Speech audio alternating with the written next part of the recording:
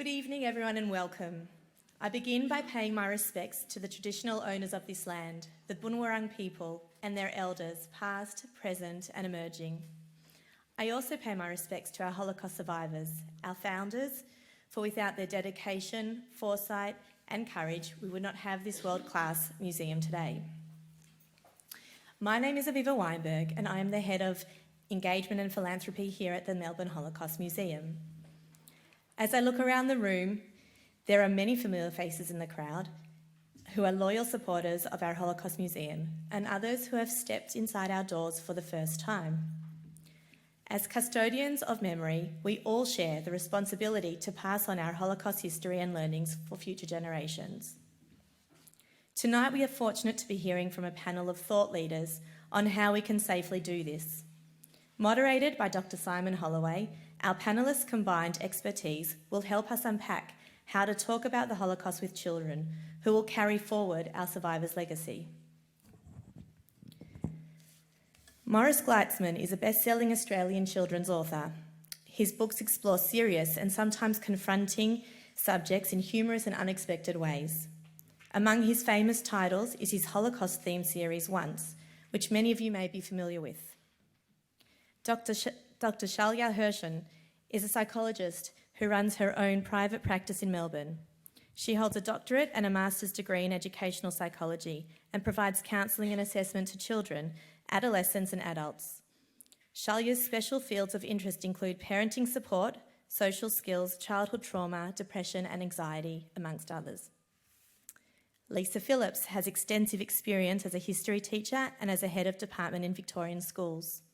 She holds a master's in education and has a special interest in designing meaningful and effective learning experiences. Lisa was head of education at the Melbourne Holocaust Museum and is currently the pedagogy specialist. In 2020, Lisa was the co-chair of a working group creating Holocaust curriculum for years 9 to 10 in Victorian government secondary schools. Please join me in welcoming our panellists to the stage. Thank you very much, Aviva, for that very warm introduction. I want to thank everybody for coming this evening. And actually, before I address some questions to the panellists, I'd actually like to start off by making an additional acknowledgement, which relates to the events of October 7. And I've no doubt that many of us, if not most of us, if not indeed all of us, are thoroughly preoccupied at the moment, not only about those events, and about our concern for the safety of our loved ones who are overseas, but also with our anxiety for the ensuing conflict and for the repercussions of that conflict on social media and on the streets of Melbourne. Many of us have children who are very interested in knowing precisely what is going on. Myself, I have a 7-year-old who, while she doesn't know what's transpiring, she does want to know when she sees all of these posters down the street, what does kidnapped mean? And so the question that I would actually like to start off by asking you, Shalya, is if you have any general advice as regards how one might broach a traumatic subject with young children. Hi, everybody. Is it working? There we go. Welcome. Thank you so much for attending. That's a really good question, Simon. I think in terms of broaching the subject with kids of all ages, I like to believe that parents are their own experts on their own children. So trust your gut in terms of how you know your child might respond to news that they are hearing, and follow your gut instinct with that. We know that children, because of social media and technology, we know that children are going to be exposed to all sorts of things, and that might be in the park, it might be on TV, it might be through social media. But one of the things that we're experiencing in the schools, and we're seeing a lot of this, I'm certainly seeing it in my practice, is that even if we do have a lot of supervision going on with parents, where we might be stopping children from looking at the news or sharing videos or pictures or images through social media, one of the things that we cannot actually censor, that we don't have control over, is the talking about it. And this is happening in the classrooms, it's happening at playtime, and it really is quite a big problem because you can't shush people. You can't mute them, and you can't tell them to stop talking about it. So what do we actually do about that? And the message that I'd like to leave you with tonight is to really guide your children and guide yourselves in terms of reinstating a sense of safety. That's really where trauma comes from. When our sense of safety is shattered and undermined and pulled out from under us, and we can see from what's been happening over the last few weeks, it's happening to everybody, and it's happening widespread.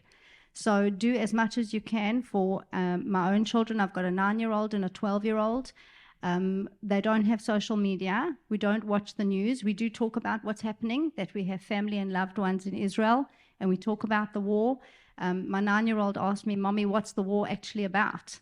And I said to him, well, it's a long story about the war, but basically, describing it in very simplistic terms, they're having a lot of difficulties figuring out how to share the land and who's going to live where and who's going to do what with the land. And they're still working on that. And they've been doing that for a very, very long time. So using very neutral words to talk to your children. Don't be scared of telling them the truth. There is a war. There's a lot of fighting. A lot of people are very sad. A lot of people are very scared. But we also talk to them in ways that reinstate their safety, that there's lots of people who are helping. There's lots of people who are protecting. Point that out to them in South Africa. In South Africa. Interesting that I said that, isn't it? It's part of all the trauma work that we do. You can hear from my accent. It comes with me wherever I go. South Africa, Australia, and everywhere in the world, that we're going to be exposed to things that are very difficult to understand. The difficulty is that once we see things and once we hear them, we can't unsee them and we can't unhear them. And with children and even with ourselves, I've got a lot of colleagues that I've talked to, and we seem to think that by looking at more of it and reading it and knowing more, we feel like we're going to understand it more and we can process it and digest it. And the problem is that doesn't actually work. Why? Because what's happening sits outside the realm of normality. The things that we are seeing, that we are being confronted with, sit outside the norm of what makes sense to us in terms of the horrors and the trauma. So with your children, yes, shield them from it. You can talk to them in very simplistic terms about it. But if you are not comfortable with them having a conversation or being exposed to pictures and images and things like that, use the same judgment that you would with any kind of technology or with videos and movies. Is that helpful? Thank you very much, Shalya. And I think this really dovetails very much with what we're going to be focusing on this evening in terms of things being beyond the realm of normal. And of course, here at the museum, we're regularly speaking to school-age students about the Holocaust. And Lisa, as Aviva mentioned at the start, not only are you somebody who speaks to students, not only, in fact, are you somebody who has developed many of the programs that we deliver here in the museum, but you're also somebody who gives expert pedagogical advice to teachers. I wonder if you might share with us some of the sort of advice that you would give to teachers about how to approach the Holocaust with school-age students. All right. Well, the first piece of advice that I give teachers is that we need to take, using Yad Vashem's pedagogy of taking students safely in and safely out of the Holocaust. Now, that is a pedagogy that's based on a number of different principles. But one of the first principles is that we've got to teach about who the Jews were before the war and the variety of ways Judaism was expressed throughout Europe, and not only the variety of ways it was expressed, but the richness of Jewish life and the normality of these people look just like you. If you look at any textbook on that's published in Victoria, and we did a good look at all of them that came across at the history teachers conference, they all start with the rise of Nazism. And what happens if you don't teach Jewish life before the war? You inadvertently reinforce Nazi stereotypes about Jewish life, and that's something that's been happening. So that's one piece of advice. We also need to teach the return to life and the resilience and rebuilding lives in Australia, to make that link and connection that this isn't a topic that belongs somewhere else. It's our history here in Australia, in Victoria, with the Holocaust survivors who've built our community. I also teach them another piece of important advice is we focus in on individuals And we don't just focus on the terrible conditions. We look at how people responded. The education is not what, I suppose, the cruelty and the depravity of the Nazis. The education is people's response to those conditions. What do you do when you've got your identity and you've taken away and you've been dehumanised, and how you care for each other within the camp system? So we look at items like that and telling the story. So it's how do you take this traumatising history and not traumatise your students? That doesn't mean that we don't not talk about death, but we do it in a way that we're always looking at the message and that it's educational. So we want to also understand not the depravity of the Nazi Party, but we want to understand how the Holocaust was humanly possible. And so we also focus in on choices. And that will bring me perhaps a little bit later on to our learning framework, but maybe I'll talk about that a bit later on. Beautiful. Thank you so much, Lisa. In fact, you've actually made a lot of points that I'd really like to draw out for the purpose of this discussion. But just before I do, I would actually just like to note that it's quite remarkable when students do come here to the museum and we ask them, what have they read? What have they engaged with? It's astonishing the number of kids who say once or one of the books within the one series. Sometimes they've read several of these books, and it must be astonishing for you to know how many people are engaging, Morris, with the books that you have written. And there's an enormous responsibility, I think, that must come with that for you as well. I wonder if you might like to share with us if there's anything that you particularly hope that all of these students who are reading your books are taking away with them. Well, I hope that some of the very early decisions I made about how to approach writing about this whole area for young readers, I hope I made some right decisions, because yes, it is hugely gratifying to have one's book read by a lot of the sort of people that you wrote it for. But with the Once series in particular, what the books are about, and in particular the context and the time and the place where those stories are set, means that you do hope that more will happen than just the reading of the books. A very early decision I made was that there was no point in writing a story that, even though it would be doing nothing but attempting to represent truths, had so many truths that were so confronting, particularly for young people who didn't have any idea that such a thing could happen, that the people I was writing for wouldn't want to read the books. That's a self-evident dilemma. So I decided at the outset that because the story would be hugely informed by a large amount of the worst behaviour that our species is capable of, I thought that I would try, in a way that was credible and in no way diminishing, trivialising, or bringing saccharine to the exercise, to have at the heart of the story some very real, tangible examples of the best that our species is capable of.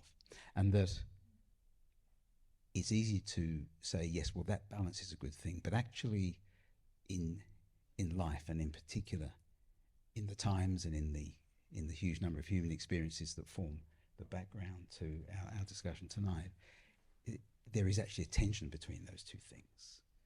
And I think there is a particular, another level of the best that we're capable of, is to find a way to keep alive in a context where the likelihood is that we will eventually lose it, things like love and care for strangers, and just so this sort of tension. And of course, even as I'm saying that, I'm realizing that it's also just true of life, isn't it? we're all going to lose it in one sense. And so when we give of our best and we open ourselves as much as we can to love, intimacy, and parenting, and all the risks that go with that. So I knew also that I was going to be writing these stories. Well, I thought it was just going to be one at the beginning. It was Felix who really steered me towards the later books, but who's the main character in the stories. But I knew that most of the young people who read Once would not be from a Jewish family or a Jewish community, because my books are published quite widely and cross many social divides and etc. So those of you who've read Once will have noticed, I'm sure, that it takes the form for the main character, and it's told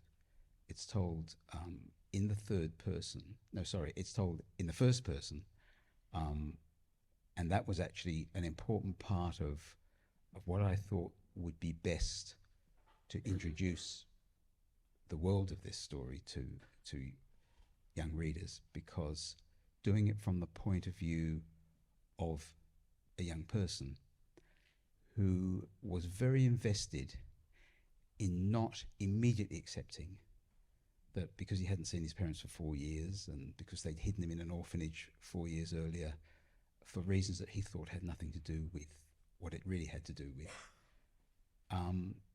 he, in all sorts of ways that I know for some readers make him appear a little bit not very smart, because he's not, it's like wake up and smell the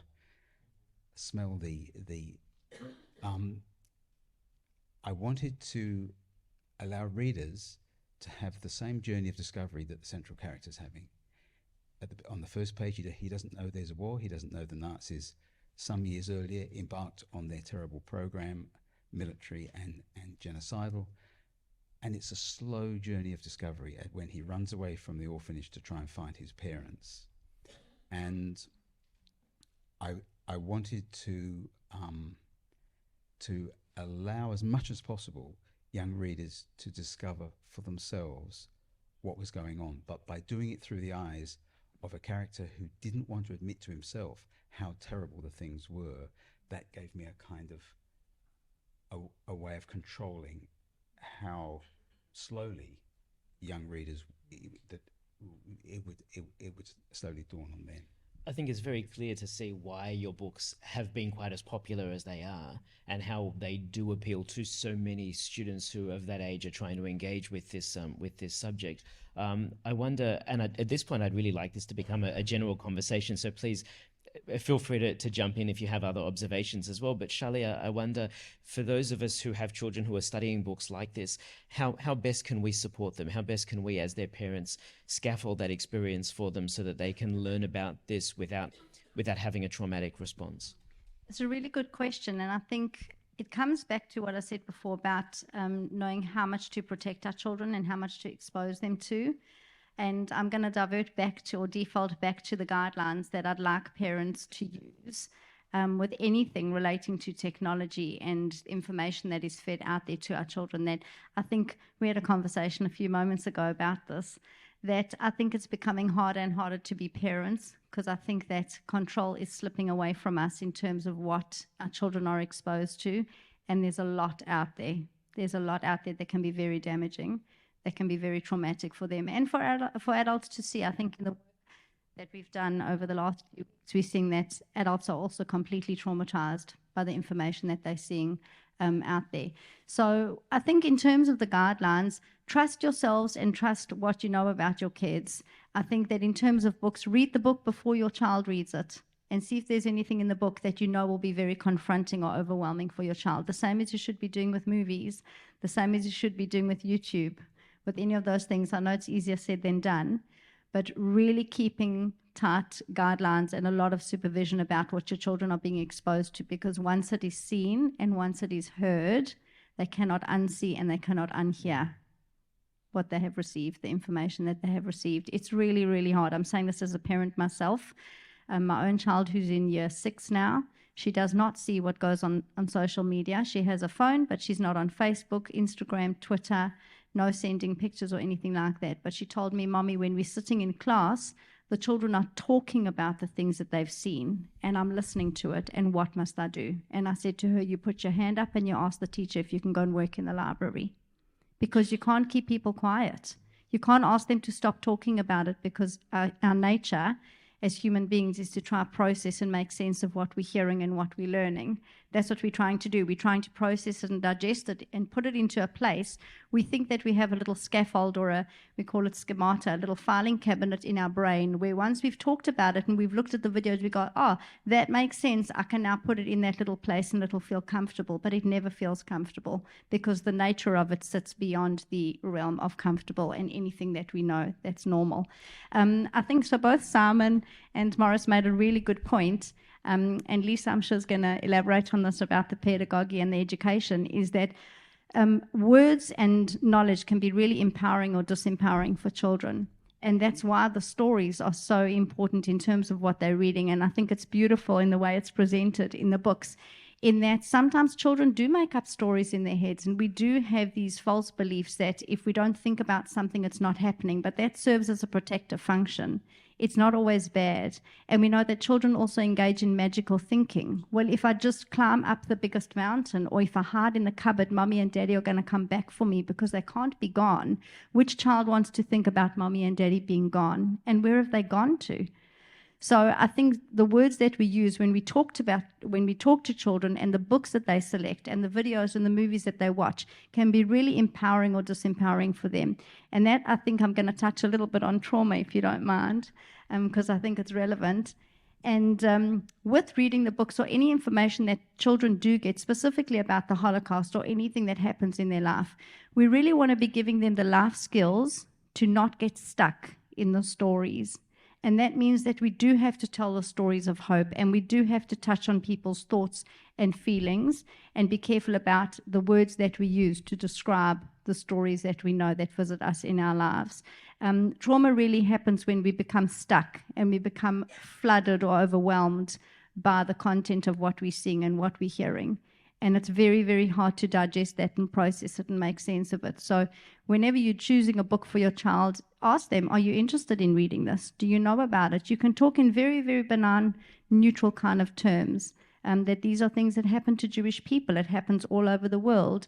Jewish people weren't liked by certain groups, or even with young children, and we'll touch on it in a little while. But it's never too soon to start introducing that to your kids, at the age of 3 or 4 even. It's important to be kind to people. Shalya, I just want to press you on one point, though. It sounds like from what you've described about your daughter's response, she spoke very directly to you about how she was feeling. For children who are not speaking quite so directly, what does a trauma response look like? What are the sorts of things that we might just look for in children? It's a tough question to answer very briefly, but I'm going to try my best, because it's a really good question, and a lot of people ask me this. Anything that sits out of the ordinary, that's out of character for your child.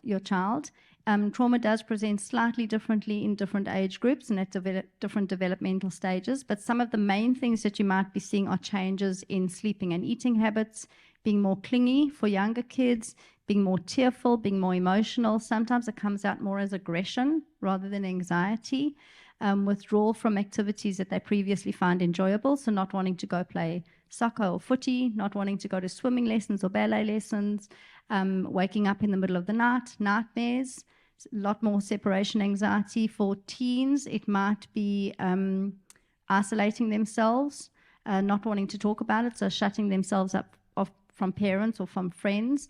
And then you've got the more obvious ones, so asking you questions about it. That would be for older kids. Sometimes we see them becoming completely preoccupied, having to watch every news broadcast, wanting to read more stories. I'm seeing a lot of people nodding their heads, so it's obviously happening. But just being vigilant for anything that sits outside of the norm for your kids. You know how your kids behave, and I think for most parents, we can take one look at our child's face and know that something's up, that something's going on.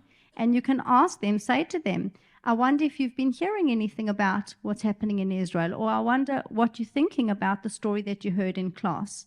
So, or reading a book, asking them the direct questions. They might say, I don't know, or I can't remember, but they might actually be able to tell you. So just looking for anything that sits outside the norm of their normal behavior. If you're not sure and you're concerned, then ask a professional. Thank you so much, Shalya. Just as a prelude really to the next question, some of the people in attendance this evening may have already had the opportunity to wander through our hidden museum. And this is a museum that is targeted at younger audiences from 10 and above. Elisa, having played such a direct role in the design of this museum, and Morris, I know that you had played a very strong role in many of the ideas, the decisions that were made with this museum. I'd actually like to ask if you might explain, how does this museum go about presenting this subject without producing the sort of responses in students that Shalya has just described? Oh, again, how am I going to do this quickly in a pithy way at this time of night? Okay, let me give it a go. So we were really lucky in many ways with the hidden exhibition that it came out of a program called Hide and Seek Stories of Survival. And we knew from that program that the stories of hiding of our survivor community here in Melbourne really resonated with us, with students. I have to go back. The museum made a decision to create this program as a result of the Travelling Anne Frank exhibition, and as a result of that, we created our own program based on the hiding stories. When it came to actually deciding content and how we were going to put the museum together, Morris, you were involved early in the days when we contacted you, I think in 2016, and we sat around the table and we were almost going to convert this program into a museum. And we wanted it to call it Once, and we wanted Felix's voice. So if you have a look at my copy of Once, it's got all these tabs in it where we were pulling out quotes that we were going to use in the different spaces. But as we moved on, well, first of all, I'm going to take over from the panel for you, and just, Morris, you want to take us back to that early meeting we had together and your advice to us? Well, when the museum first contacted me and said that they were doing a major rebuild, I guess, and reimagining of everything that's here, but that for the first time it would include a children's an installation specifically for kids, and the notion was that because a lot of the kids that you hoped would be a part of it would have read Once, that Once would become both a theme and it would the installation would contain some scenes from the book. And I was hugely honoured and flattered, but only for about a day. And then I started to think it just didn't feel quite right, because it took me years to be able to express it this simply. My hope from day one was that one of the things that Once would do would be to bring a lot of young people and their families to your front door here. And that's where I felt what you have here, which is the real voices, the real people, would take over. My author's note in the back of the book, in that very first edition, was, thank you for reading this book. Here's a couple of the reasons I wrote it, but I mostly wrote it hoping that you would want to now connect with the real voices. And I've had associations with a few places like this one, but nowhere quite like this one. And so this was exactly the sort of front door that I was thinking of. So that was version one, and that idea never went much further. And so when we look at what the hidden exhibition is actually doing, is we're taking 7 of our survivors who were active within the program, and we tell their stories. And within that, we're covering so many of the various themes and ideas. We're using our Safely In and Safely Out pedagogy, but we're also using our new learning framework that we have developed with the University of Melbourne's Centre of Wellbeing.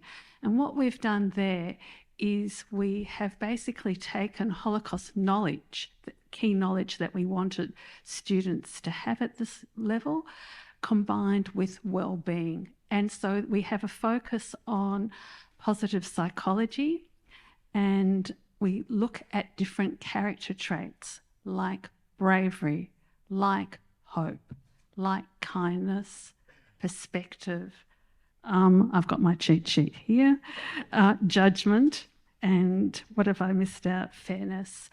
And so throughout the exhibition, students are faced with this idea of choices, and looking not only at the choices, but the risk of these choices, but also the impact of these choices. And when talking with teachers who've come through the exhibition and teachers who've come through our professional learning program, one of the things they describe with students at the younger levels when they're very egocentric, they don't really understand the impact of their choices. And so this is something that we're trying to build in within the actual program and within the storytelling that we do within the museum. Thank you. It's really marvelously done, and I really recommend to people to take an opportunity to have a look at this. Museum. I would at this point actually just like to point out that there's something of an unspoken assumption that we all share, and I think is shared really by everybody in the room, which is that there is an implicit value to the study of this subject. But I'd love to hear actually from the three of you, with your respective areas of expertise, what is actually the value to students engaging with this material in the first place?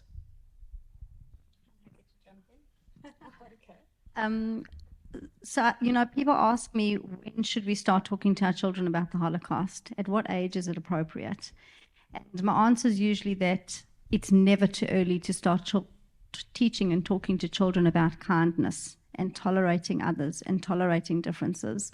From the ages of 2 and 3, we teach them, and not only teaching them by talking to them, but modeling to them that we are kind to other people. I think apart from the whole technology issue that we have going on in society, I think we actually have a kindness issue. And this is something that I speak to parents about all the time. I'm seeing a lot of people nodding, so it's obviously resonating with you. We have a huge kindness issue, or a lack of kindness issue, that I see a lot of it in schools and in my practice as well. That we're not very tolerant of other people, and we're not very tolerant of differences. So modeling that to your kids, that instilling in them a sense of their identity and developing their self-concept as to who they are. And that links with what Lisa said in the beginning about knowing who we are as Jewish people and the story of Jewish people and what it means to be a Jewish person, regardless of how religious you are or where you are on that spectrum of believing and having spirituality. And that's not only to instill in them a sense of who they are in the world and in their family, and to live a life that's full of meaning and hope and purpose, but we also know from the research that people who have some sense of spirituality and some belief system, I probably shouldn't say this in front of Simon or any rabbis if they are here, but believing in anything, believing in fairies or in crystals or anything from the beginning, just believing in something, that there is a deeper purpose to who they are, but instilling in them that sense of Jewish identity, our belonging to a Jewish nation, to a Jewish family, the practices that we have. We know that people who have a belief system do better in life, that they're able to overcome adversity and trauma and difficult experiences. Why? Because they're able to tap into the meaning that they make of it. So I know I was being a little bit facetious about saying believe in fairies and crystals and things like that, but certainly it's our sense of who we are and our sense of belonging and our sense of community, and we could see how that is challenged all the time. Even now as we look around and we see what's happening in Israel, we see that people are pulling together. We're standing up for who we are. We're standing up for what we believe in, and it's so important for children to have that sense of belonging and to do that from a very, very early age. I just want to touch briefly on what Lisa said with some of those fundamental values that they're teaching. And that is also that part of what we know from post-traumatic studies or post-traumatic growth is that we have to tap into hope and we have to tap into gratitude to show people that there is life and there is meaning and there is purpose in spite of all the horrors that we see. We know that people who have gratitude in their life also do better because they can make sense of, or they can make meaning out of what is happening to them. I know that also is easier said than done because there's a lot of things that are happening that don't make any sense to us. But modeling to children and giving them that life skill of finding hope, finding the goodness.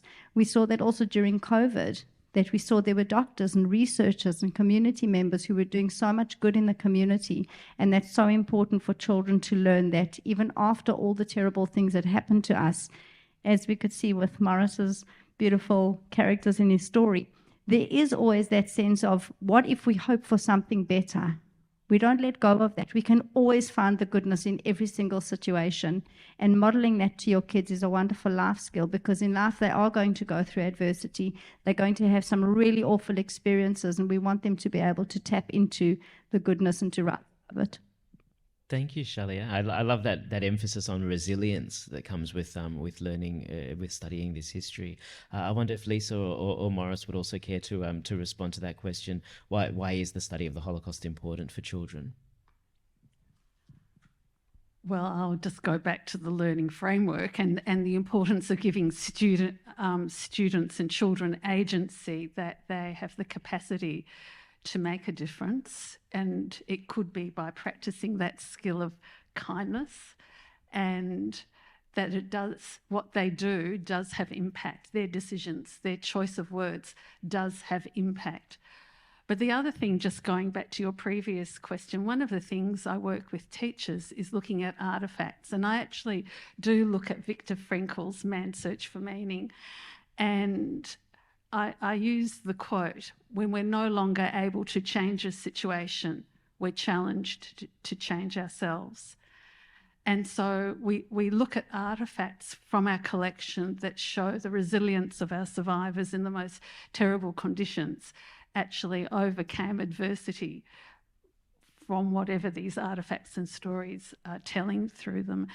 And it's a way of letting them, I suppose, teach the resilience. And we're also, for the broader community, we're dealing with a COVID generation of children who've been in the pandemic, been in the lockdowns. And I suppose, Shalya, you work with this all the time. What we're seeing is students who are in the groups that we're working with, who are presenting 2 years behind their social emotional levels. And it's well established that we really don't know the impact of the pandemic. It's really important to really work with the students on their well-being and their resilience. I think that is the big buzzword in schools at the moment. Maris, do you want to say something? I would just like to throw in something that I've been thinking about a lot in recent years with my own work, and one, I think, very valuable reason for not trying to protect kids from the darker, from the worst end of our spectrum of possible behaviours, is that I think it's reasonable to say that the young people on whose behalf we're speaking here this evening, let's say that they're mostly school age, so in the next 20, perhaps 30 years, it's going to be their world. And I think it's reasonable to say that no human generation before them will be collectively facing a bigger suite of global problems that have the capacity to end the long life of our species. And because one of the things we've bequeathed them, as well as that situation, is a media-drenched life, a young life for them, where they will have all sorts of decontextualized glimpses and overhear things, and our news industry, for some very good reasons, does present us with a whole lot of decontextualized, up-to-the-minute stuff. Young people have far more knowledge about the world than they have agency, and I speak with and listen to thousands of them each year, and I hear some of the tension and some of the anxiety that creates. But I have come to see stories. I think one of the reasons they've stayed with us for as long as we've been able to share them in our long human history is that they really are a tool as well as a culture and an entertainment. And young people's stories are actually quite simple in their shape and their purpose, and they are about problem solving. And they often acknowledge that there are some problems that won't be solved within the space of a story or within the lifetime of those characters. But they can still be about learning how to solve problems, how to think and feel about problems. And I think if we really want and expect, and we need our next generations of young people, the future adults, to go out and do better than we've done, I guess, and our forebears, because the problems, we've not been able to find a way to make those problems go away. I think it's the least we can do is equip them as best we can in our various ways as parents and teachers and counsellors and inspirers. They deserve to know the nature of the playing field, and the playing field has the best and the worst on it. To expect them to go out having been shielded from the worst at a time when they are still developing the agency that they will need to make a difference is really unfair. I have spent years examining my own conscience. Do I have the right to impose an aspiration like that with my work, but with all of our work, onto a terrible human experience that whose dominant characteristic for those caught up in it was not the luxury of being able to think about future generations so much as just struggling for survival for self and family. But I then think, would those people be offended by this notion that we are trying to take something we can't reverse, it's happened, and try and help use it to, in various ways, to try and make it less likely that such things will happen in future, and also to help equip young people to solve problems that actually have no direct connection with that terrible time in history. And I've come to think, yes, that is justifiable, and so it's something that I talk a lot to other writers about, and I think it's I was the Children's Laureate for a couple of years just before COVID, and a project that I've brought with me from that, which went on the shelf for 2 years during COVID, but I've just revived it, is to try and, I'm working with a group of theatre people because so many, I think, of the skills that will be useful in this. We're trying to put together a kind of a workshop, a set of ideas and resources that we can make available to as many schools as want them. And it's just seeing a kind of a whole in the national curriculum. And I guess it's life skills, but it's actually, how do you think about things that make you uncomfortable to think about? How do you sit down with people who aren't members of your family and your chosen friends and wrestle with problems and possible strategies and solutions that you quickly come to realize are not going to allow you to dust your hands off after 6 months and say, we did it. You're simply starting a process that will be inherited. But I think it's very important, and stories for young people have got so many of these skills, and you ran through a list of them, and hidden is, although it's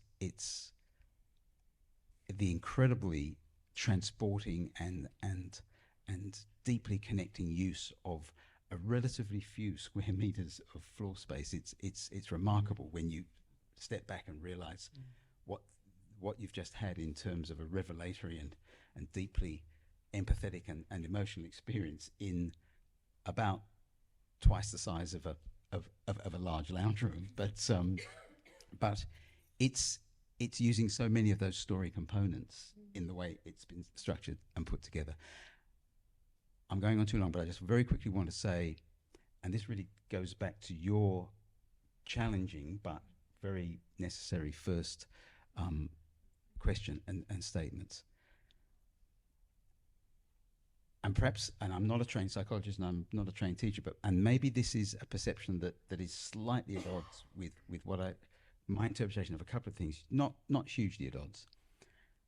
One thing I have learned is that although subtext isn't officially in the national curriculum until about year 8, very young children see, hear, and perceive subtext in the stories, in the communications that we tell each other. And the fear, one of the biggest fears for young people is what's under the bed in the dark, is something that they know is being hidden from them. To see that adults are scared to talk to them about something is terrifying. And you've given some wonderful examples of how it is possible to talk in simple, non-inflammatory sort of language, and to start those conversations.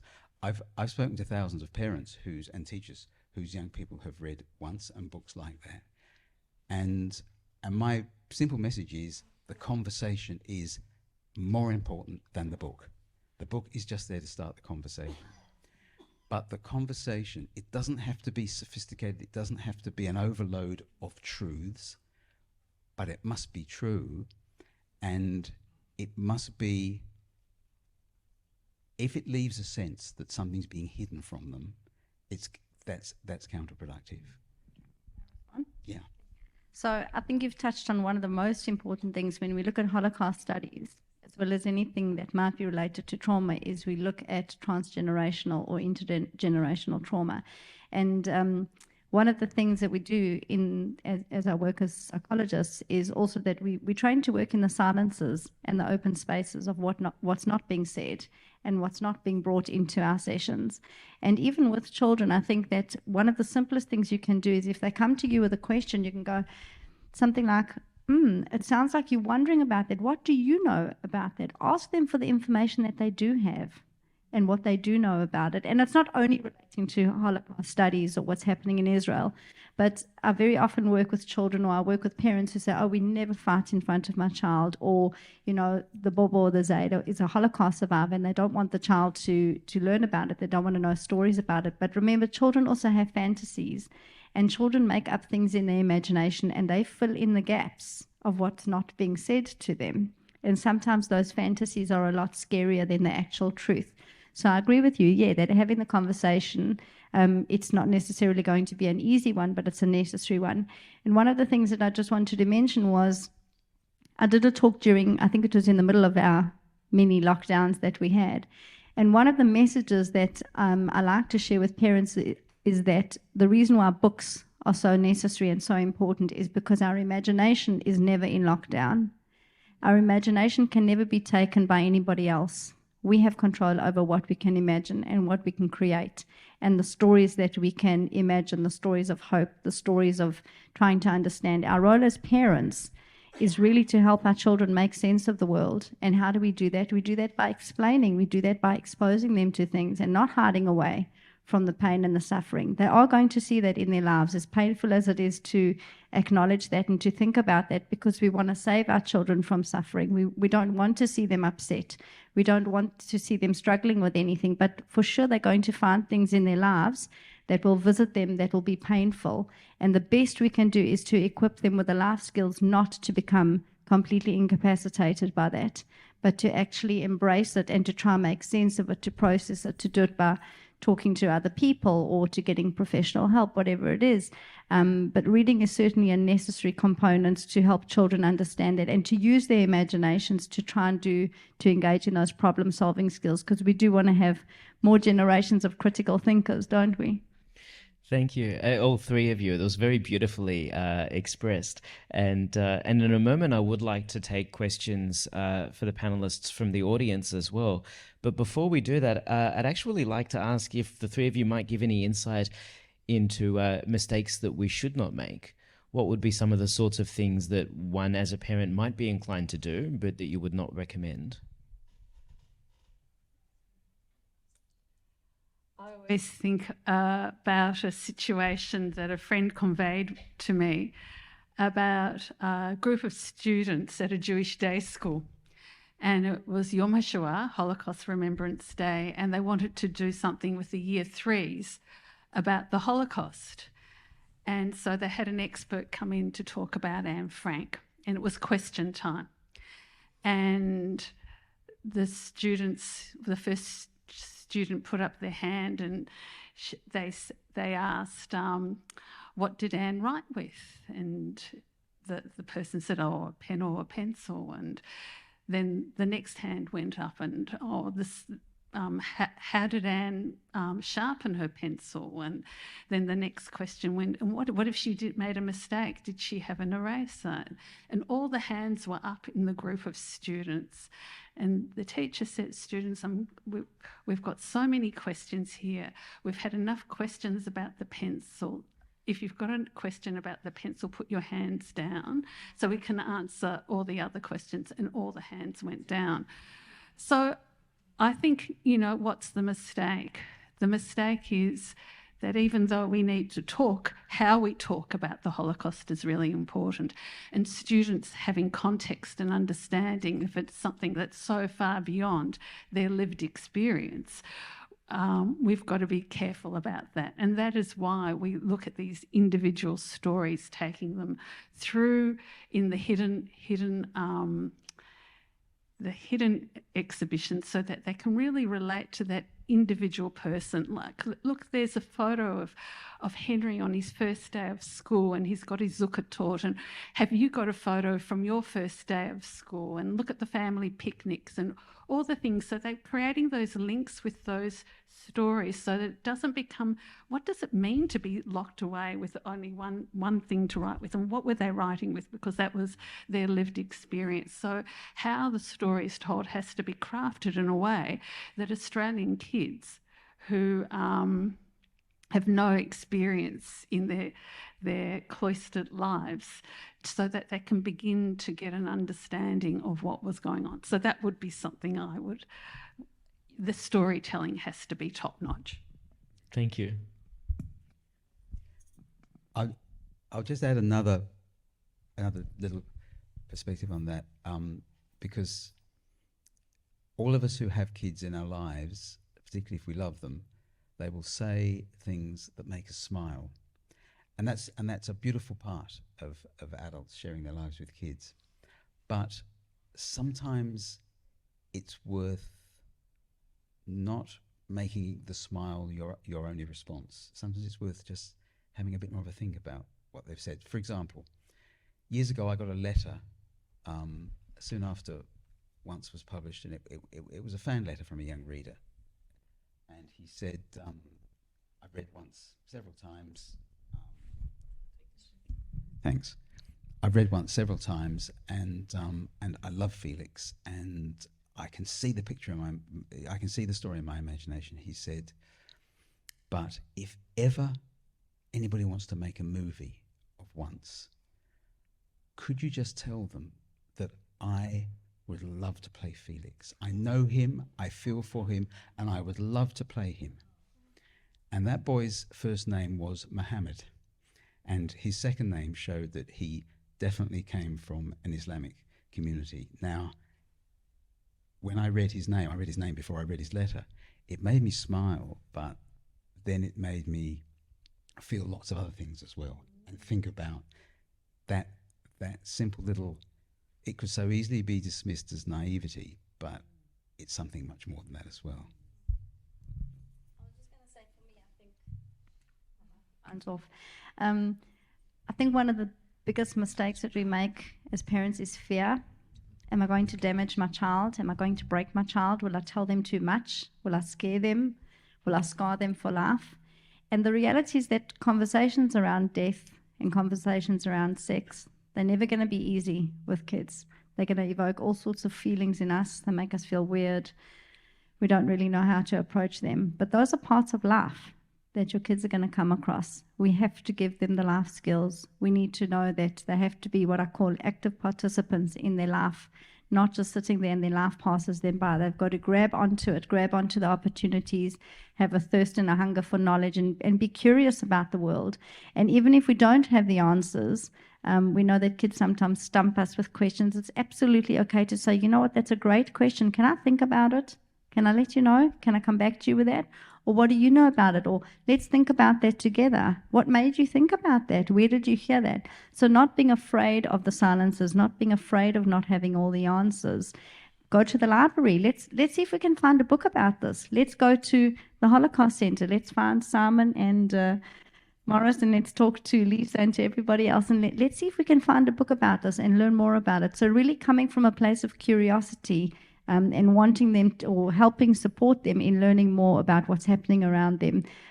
It's really hard because I think it's quite a fine line between what do we share and how much do we share and how much detail do we go into. But the key thing is really just, again, to be able to teach them the life skill, and that life isn't always going to be beautiful and comfortable, but the message is that we can go through this together. We can think about it together. You can hold and you can contain some of the difficulties that they have. This is very beautiful advice, and I feel like what you are, each of you saying is inspiring more questions from me, but I'm also mindful of the fact that it's no doubt inspiring questions of people in the audience as well. So I might at this point actually ask if there is anybody here who has a question for any of the three panelists or a question for the panelists in general at this point.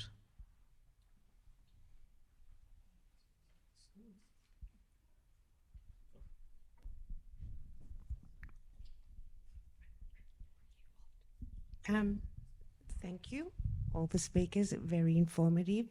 I'm on Facebook and watching every bit of news I can watch about what's going on now. You know, the message never again is now, and really things have changed. I would like to know more about how do you talk about hostages. You know, I've listened to your advice, make it sound as safe as possible and all of that. But some of the things that we are confronted with, we don't know how to handle ourselves, let alone how to talk to kids about it. And kids are seeing it, you know, those posters of the hostages of the children. I'm assuming that's okay. I feel totally unqualified to answer that question, so it's for you. I'm tempted to say I feel totally unqualified to answer that question too. To be quite honest with you, I don't know. In all the years that I've done training, and I mentioned South Africa earlier on inadvertently, all my training that I've ever done, my studies and my lived experience in South Africa, I don't know if there is a simple way to do that. I don't know if we actually have the words to put it to children or to adults in a way that makes sense. Because if I had to ask now, how many of you feel like you understand and can make sense of what's going on from the pictures that you see? Is there anyone in this room who could put up their hand? I definitely couldn't. And this is the work that I do every single day with children, with adults, with people who've studied it, with people who've trained in the army, with people who've trained in security. I don't think there's a single person, and certainly not Jewish people, who can adequately make sense of what is going on to actually comprehend it.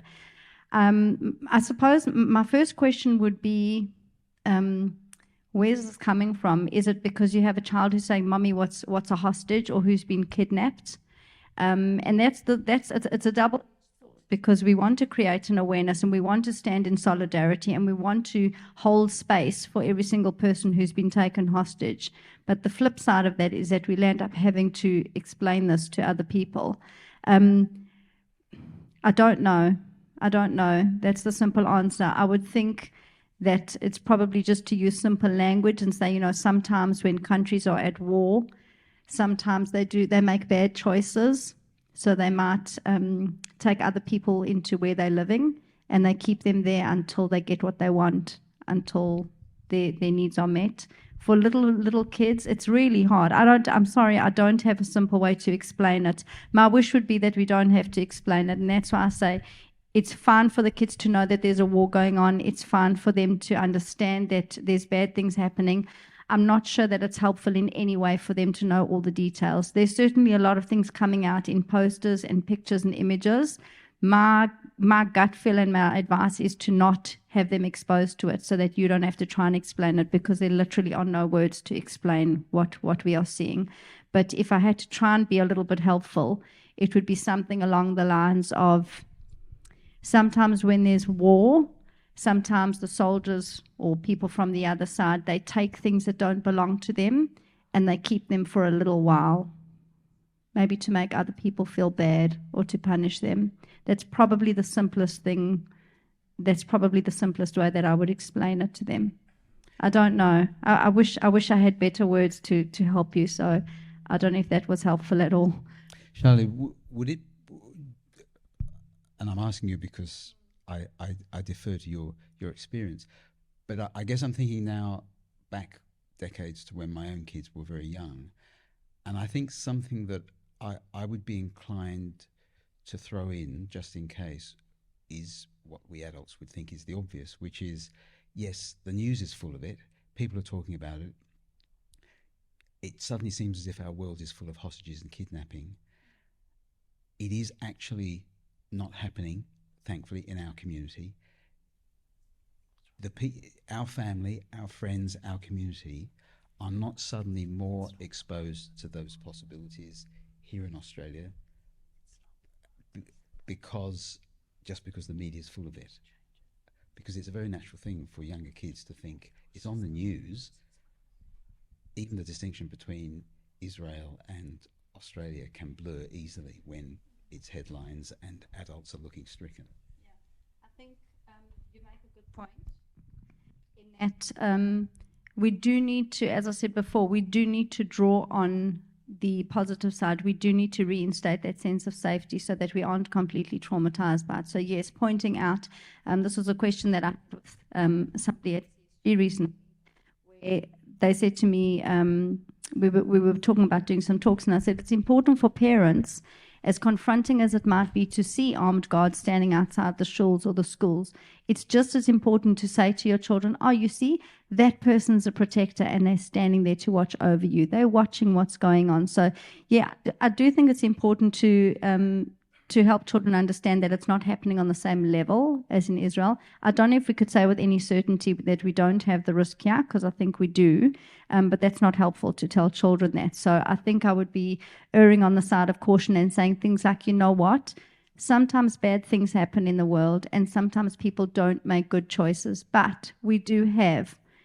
Dad and I, or Mum and I, or we have our family and we're looking after each other, and your teachers are protecting you, and we have people standing outside the school protecting us. So drawing on all of those different elements and trying to bring it down to a level that feels a bit more manageable to them. We can never give any sense of any guarantee that it's not happening, because the reality is it actually is. We do have some level of risk wherever we go as Jewish people in the world, but we don't want to incapacitate them with that fear. So yeah, it's a really good point to draw on that. Thank you very much for your candor in responding to that question. Thank you very much for a very difficult question to respond to. I see some other hands that are up in the audience. I'll ask if, Dave, if you want to come to another questioner. Hi, I'm a first-generation Australian and also have taught Holocaust studies at a Jewish school for many years. I came from your very normal Melbourne Jewish Scopus girl upbringing, and I had a very Jewish-centric view of genocide.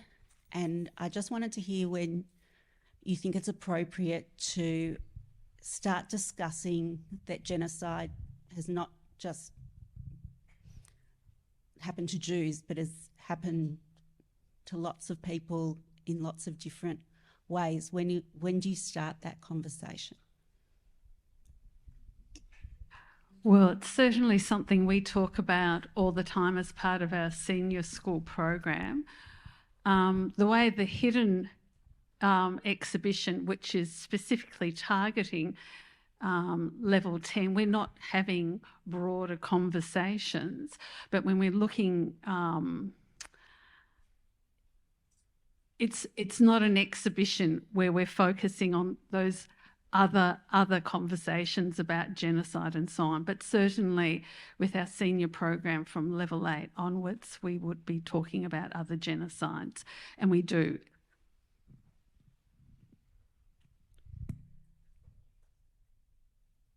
I would say that most of what we've said tonight about ways of talking to young people about the Holocaust hold true, really, for it's I know it's a highly charged area, because while all of us would probably agree that comparative genocide is not really a particularly useful train of thought outside of perhaps certain academic areas, it's also very difficult, because neither do we want a sense that genocide is an homogenous thing, and I don't really have answers to that, but my sense has always been that a basic common sense that young people have would say, well, I've never heard a young person who's read once, or who I've had encounters with in a Jewish museum or Holocaust center, ever say, why was it only the Jews who were ever subjected to such terrible human behavior? Because I think there is an assumption that, having discovered that our species, some of us, are capable of such terrible things, there is an assumption that there is no kind of boundary set, that it only happens to certain people. You know, it's but neither, of course, unless the conversations are available to young people, do they really have support in those speculations or those half-formed assumptions. It's not an easy area, absolutely, but I think, for good reason, we've been focusing on the Holocaust tonight. But I think a lot of the ideas and a lot of the approaches hold true to the extent that there are universal truths about such behaviours. Thank you, Morris. Thank you for that question. We may have time for one or possibly two more questions.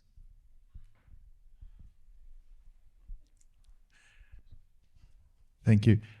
Quite a specific sort of question. What I have debates with some of my colleagues on this topic, which is about content and ages, about what material at what ages. So I note in the hidden exhibition, as you're highlighting, it obviously doesn't deal with the worst things that happened in the Holocaust, and it takes a path there. So I'm particularly interested at, when do you say 6 million Jews were killed? Do you say it at grade 2? Do you say it at grade 5? Do you say it in year 7? When all these sorts of things, when is the content? I don't know if there's one answer for this, but content and age is I'm interested in. Yeah, it's tricky, and we debate this all the time. When is it age appropriate, the content? And I think it really depends on the group of students and the maturity of that group of students. And I know that sounds like I'm being really vague there, but it really is depends on who. I mean, in a classroom situation, it's very hard to have these universal guidelines that says we definitely can mention it at year 8, although that's what we tend to do in school situations. This is when we're going to start introducing this piece of content and so on. I think as far as our guidelines that we use here, that we feel that from level 5 to level 8, we do talk about 6 million. We talk about death. The hidden exhibition looks at loss. It looks at the fact that John's mother and sister were betrayed by the people smugglers, and they were sent to Drancy, and as a result they were murdered. We do talk about Paul's aunt who didn't take the advice of the French police not to stay at home on the night of the roundups, or did stay at home on the night of the roundups, I should say, and they were also caught and were murdered at Auschwitz. We don't skirt away from the death, but it's not the focus of what we're talking about at the exhibition.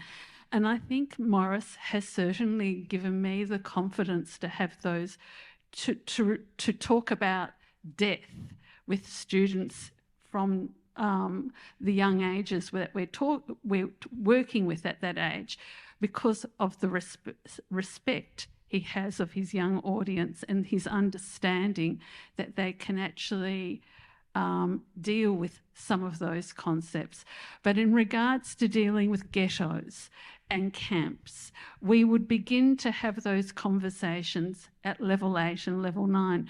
But we have groups that are coming in who really don't quite understand constructs and frameworks. And when we're dealing with 99% of students from non-Jewish schools, that sometimes that we don't even want to talk about what's going on in the camps. And when we talk about the camps, it's not so much on what the terrible things that were being done. What you want to be focusing on is how did people respond to those terrible conditions. So what are the glimmers of hope? And I think in education, we are always going to be focusing on the positive stories, partly because what we've learned this evening is that we don't want students to lose hope. We want them to still have their faith in the broader society and in our institutions and in the adults in their lives. So we don't want to be destroying that as part of their worldview. So I think we can talk about the ghettos, but not what was done to the Jewish people. How did people respond? And those beautiful examples of resistance that we can look at. And I think that's where the educational gold is. So I think if those topics are taken with a really clear purpose, why are you mentioning it? And those who, the teachers that I work with, we have a very clear focus on the messages that we want to be actually giving. So what is the message? Why would we be covering this content in the first place? So I think you have to be asking, what is the key question and what is the key messages we want the students to be taking away from specific content? And I think there are the guides that will allow you to decide what content you want to be putting in. If I may just add, very short.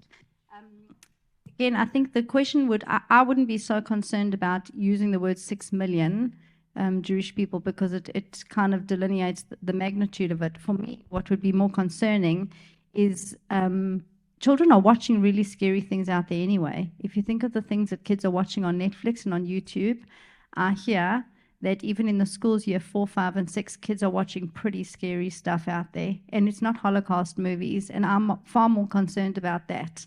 That I think if you are looking at using education, something like the movie Paperclips, which focuses exactly on that. Children could not conceptualize what does 6 million look like. And the school, which wasn't a Jewish school, it took place in America, in some tiny little county town, and they decided to collect paper clips to see what does 6 million look like.